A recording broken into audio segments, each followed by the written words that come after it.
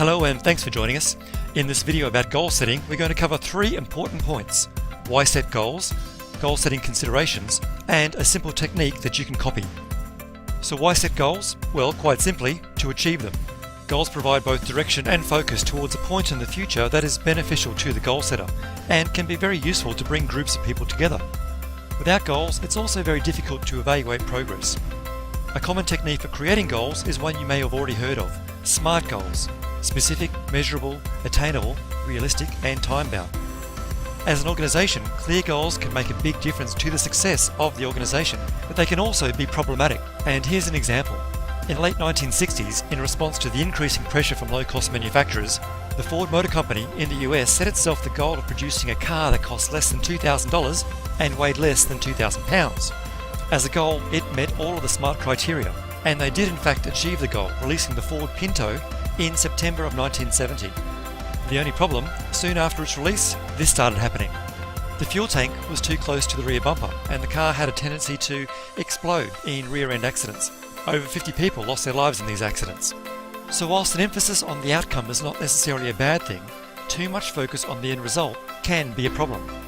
Poorly thought out goal-setting exercises can influence behaviours that lead to diabolical outcomes. In Goals Gone Wild, Ordonez and her colleagues argue that there's a negative side to systematically over-prescribing goal setting. They've found that not only can goal setting do more harm than good, it can cause damage to the organisations and individuals involved.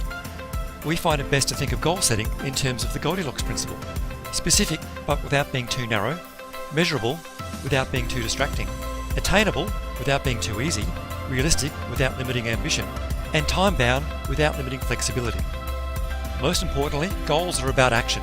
Goals don't achieve themselves, and we like the work of Fox and Hoffman, who talk about goal persistence in relation to goal achievement.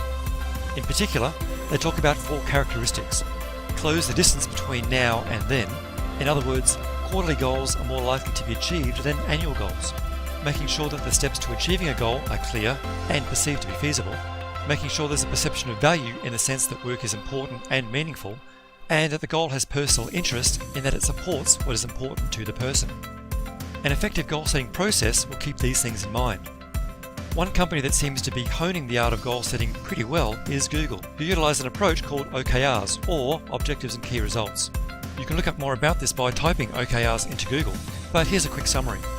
Firstly, everyone knows what's important to the company, and they encourage employees to set ambitious goals that align with these things.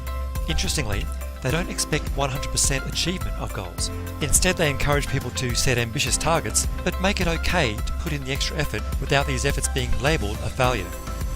Also, everyone else can see each other's priorities and progress, which means it encourages accurate communication around goals.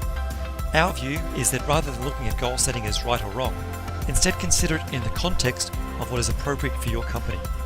But here are a few more things to keep in mind. Connected. Everyone knows what they're doing and everyone else knows what everyone else is doing.